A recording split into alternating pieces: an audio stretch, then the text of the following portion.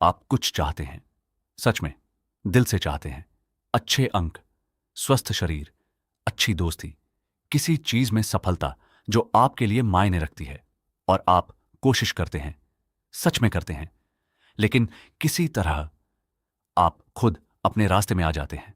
आप टाल मटोल करते हैं। जब चीजें मुश्किल होती हैं तो छोड़ देते हैं।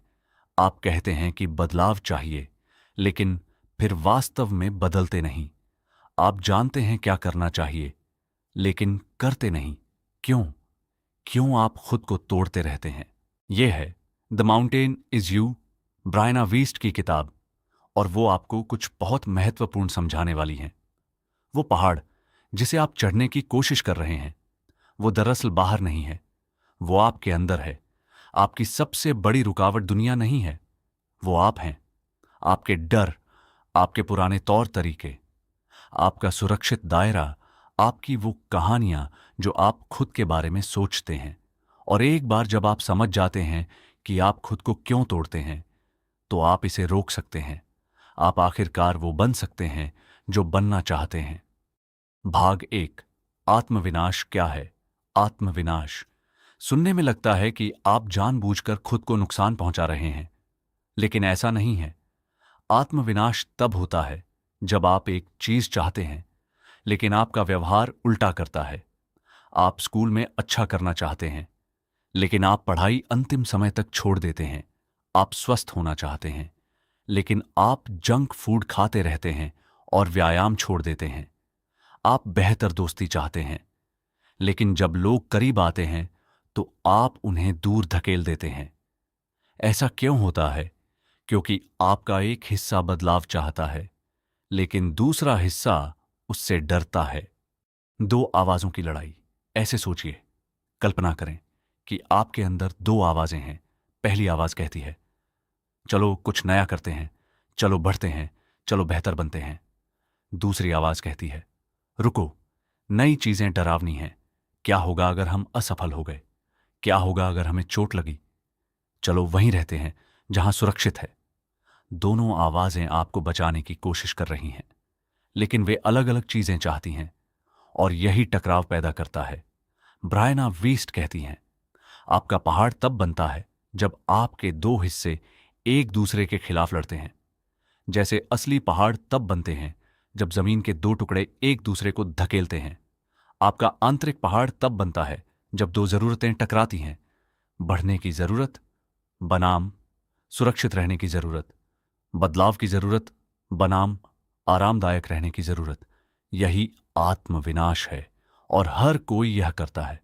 आप टूटे हुए नहीं हैं, आप बस इंसान हैं। भाग दो, आप अपने खुद के रास्ते में कैसे आते हैं? चलिए देखते हैं कि लोग खुद को कैसे तोड़ते हैं। देखें, क्या आपको जानी पहचानी लगती है? पहला तरीका, टाल मटोल। आपके पास कुछ महत्वपूर्ण करने के लिए है, लेकिन आप इसे टालते रहते हैं। क्यों? शायद इसलिए कि आप इसे बुरी तरह करने से डरते हैं, या डरते हैं कि यह एकदम सही नहीं होगा, या डरते हैं कि लोग आपको आंकेंगे। तो कोशिश करने और असफल होने का जोखिम लेने की बजाय आप बिल्कुल कोशिश ही नहीं करते। वो ज्यादा सुरक्षित लगता है, भले ही यह चीजों को और बदतर बनाता है। दूसरा तरीका, पूर्णतावाद। आप अपने लिए असंभव मापदंड तय करते हैं। अगर कुछ एकदम सही नहीं हो सकता तो आप शुरू ही नहीं करते। यह अच्छा करने के बारे में नहीं है, यह असफलता से इतना डरने के बारे में है कि आप कुछ अपूर्ण करने से बेहतर कुछ न करना चुनते हैं। तीसरा तरीका, अपने सुरक्षित दायरे में रहना। आप जानते हैं कि आपको बदलने की जरूरत है, लेकिन बदलाव असहज लगता है, डरावना, अज्ञात। तो आप वहीं रहते हैं जहां हैं, भले ही वो जगह आपको खुश नहीं कर रही, क्योंकि कम से कम वो जानी पहचानी है। चौथा तरीका, गलत चीजें चुनना। आप कहते हैं कि आप एक चीज चाहते हैं, लेकिन आप ऐसी चीजें चुनते रहते हैं जो आपको उससे दूर ले जाती हैं। आप कहते हैं कि पैसे बचाने हैं, लेकिन आप ऐसी चीजें खरीदते रहते हैं जिनकी जरूरत नहीं। आप कहते हैं कि स्वस्थ होना है, लेकिन आप देर से सोते रहते हैं और बुरा खाते रहते हैं। क्यों? क्योंकि तुरंत मिलने वाला आराम लंबी अवधि के फायदे से बेहतर लगता है। आपका दिमाग तुरंत राहत चाहता है, भविष्य का इनाम नहीं। ये सब आत्मविनाश हैं और ये सब एक ही जगह से आते हैं। डर, असफलता का डर, बदलाव का डर, आंखें जाने का डर, अज्ञात का डर, काफी अच्छा ना होने का डर। आपका दिमाग आपको बचाने की कोशिश कर रहा है, लेकिन यह आपको गलत चीजों से बचा रहा है। भाग 3, आपकी भावनाएं संदेशवाहक हैं, तथ्य नहीं। यहां कुछ बहुत महत्वपूर्ण है। आपकी भावनाएं वास्तविक हैं, लेकिन वे हमेशा सही नहीं होती। मुझे समझाने दीजिए। जब आप कुछ नया करने को लेकर चिंतित महसूस करते हैं, तो वो भावना वास्तविक है। आप वाकई चिंतित महसूस कर रहे हैं, वो मान्य है। लेकिन उसके पीछे का विचार, यह खतरनाक है या मैं यह नहीं कर सकता, वो जरूरी नहीं कि सच हो। आपकी भावनाएं संदेशवाहक हैं। वे आपको कुछ बताने की कोशिश कर रही हैं, लेकिन आपको यह समझना होगा कि असली संदेश क्या है। प्रस्तुति से पहले घबराना, संदेश यह नहीं है, इसे मत करो। संदेश यह है, यह आपके लिए मायने रखता है। अच्छी तरह तैयारी करो। किसी दोस्त के चले जाने के बाद दुखी महसूस करना, संदेश यह नहीं है, आप कभी खुश नहीं होंगे। संदेश यह है, यह व्यक्ति आपके लिए महत्वपूर्ण था। फर्क देख रहे हैं? समस्या तब होती है जब आप भावनाओं को तथ्यों की तरह मानते हैं। मुझे लगता है मैं असफल हो जाऊंगा, बन जाता है मैं असफल हो जाऊंगा। मुझे लगता है कोई मुझे पसंद नहीं करता, बन जाता है कोई मुझे पसंद नहीं करता। लेकिन भावनाएं भविष्यवाणियां नहीं हैं, वे बस भावनाएं हैं। वे आती जाती रहती हैं। ब्रायना वीस्ट कहती हैं, आप अपनी भावनाएं नहीं हैं, आप वो हैं जो उन्हें अनुभव कर रहे हैं। यह बहुत बड़ी बात है। आप अपनी चिंता नहीं हैं, आप वो व्यक्ति हैं जो चिंता को देख रहे हैं। आप अपनी उदासी नहीं हैं, आप वो व्यक्ति हैं जो उदासी महसूस कर रहे हैं। जब आप यह समझते हैं, तो आपको शक्ति वापस मिल जाती है, क्योंकि आप कुछ महसूस कर सकते हैं बिना उसे आपको नियंत्रित करने दिए। भाग 4, वो कहानियां जो आप खुद को सुनाते हैं।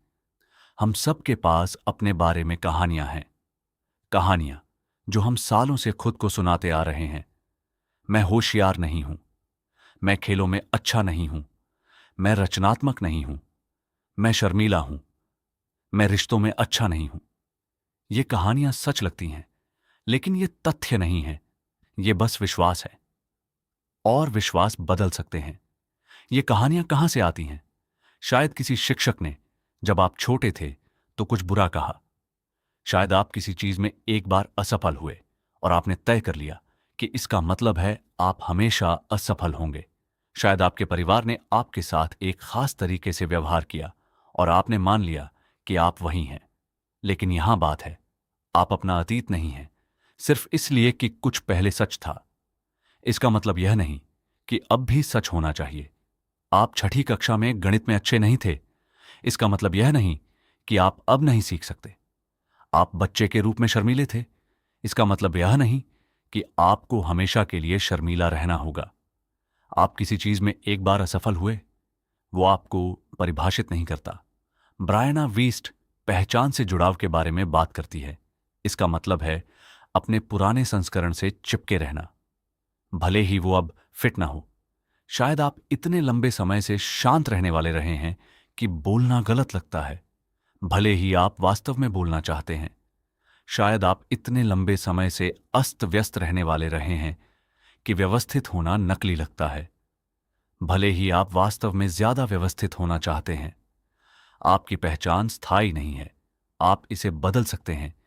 यह शुरू होता है अपनी पुरानी कहानियों पर सवाल उठाने से, पूछने से, क्या यह वास्तव में सच है या यह बस कुछ ऐसा है जो मैं खुद को बताता आ रहा हूं। भाग 5, खुद को तोड़ना कैसे रोकें। ठीक है, तो आप जानते हैं कि आप खुद को तोड़ रहे हैं। अब क्या? कदम 1, तौर तरीके को पहचानें। आप वो नहीं बदल सकते जो आप देखते नहीं, तो ध्यान देना शुरू करें। आप कब खुद को तोड़ते हैं? क्या ट्रिगर करता है? शायद आप टाल मटोल करते हैं जब आप आंखें जाने से डरते हैं। शायद आप छोड़ देते हैं जब चीजें असहज हो जाती हैं। शायद आप लोगों को दूर धकेलते हैं जब आप उनकी परवाह करने लगते हैं। इसे लिख लें, तौर तरीके को पहचानें। यही जागरूकता है। और जागरूकता पहला कदम है। कदम 2, असली जरूरत को समझें। याद रखें, आत्मविनाश एक जरूरत को पूरा करने की कोशिश कर रहा है, आमतौर पर सुरक्षा या आराम की जरूरत। तो खुद से पूछें, यह व्यवहार मुझे क्या देने की कोशिश कर रहा है? टालमटोल शायद आपको असफलता से बचा रहा है। पूर्णतावाद शायद आपको आंखें जाने से बचा रहा है। अपने सुरक्षित दायरे में रहना शायद आपको बदलाव से बचा रहा है। एक बार जब आप जरूरत समझ जाते हैं तो आप इसे पूरा करने का बेहतर तरीका ढूंढ सकते हैं। कदम 3, छोटा शुरू करें। एक साथ सब कुछ बदलने की कोशिश मत करें, वो बहुत ज्यादा भारी है और जब आप दबाव में होते हैं तो आप छोड़ देते हैं। ब्रायना वीस्ट सूक्ष्म बदलाव के बारे में बात करती हैं। छोटे बदलाव, इतने छोटे कि वे डरावने न लगें। स्वस्थ खाना चाहते हैं? अपनी पूरी खुराक को बदल मत डालें, बस एक भोजन में एक सब्जी जोड़ें। ज्यादा व्यायाम करना चाहते हैं? 1 घंटे जिम में प्रतिबद्ध मत हों, बस 5 मिनट खिंचाव करें। बेहतर पढ़ाई करना चाहते हैं?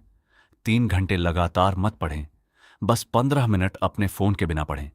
छोटे बदलाव आपकी डर की प्रतिक्रिया को ट्रिगर नहीं करते, तो आप वास्तव में उन्हें करते हैं और छोटे बदलाव बड़े परिणाम बनाते हैं।